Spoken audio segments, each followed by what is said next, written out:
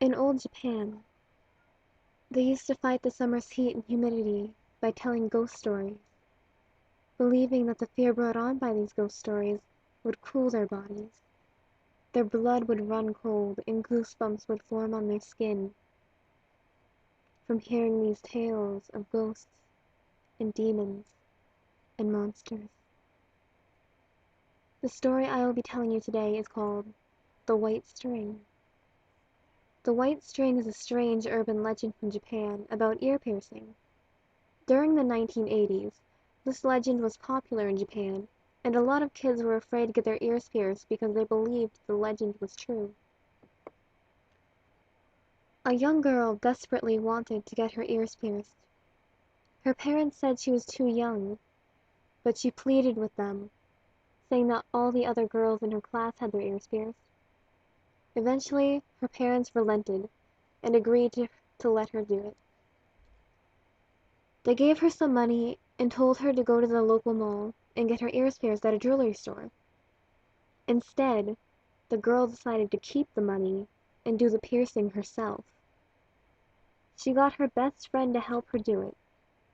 They heated up a large needle and stuck it through both of the girl's earlobes. It was quite painful, but in the end, her ears were pierced, and she was delighted to be able to wear earrings. However, a few days later, the girl was in school when she began to feel a pain in her left ear. Her earlobe was extremely itchy. During break time, she went to the bathroom and looked in the mirror. Her earlobe was red and inflamed. She began scratching at it. When she looked closely, she saw what looked like the end of a piece of white string sticking out of the hole in her earlobe.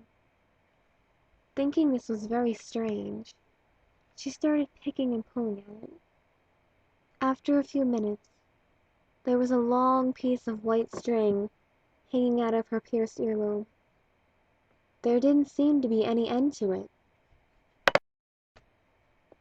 Finally, she got a pair of scissors and cut the string. Suddenly, everything went black. She couldn't see anything. She was rushed to the emergency room of the local hospital, where a doctor examined her. When she told the doctor what had happened, he was shocked. "I'm sorry," he said.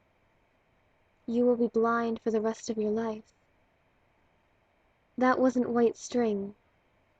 That was your optic nerve."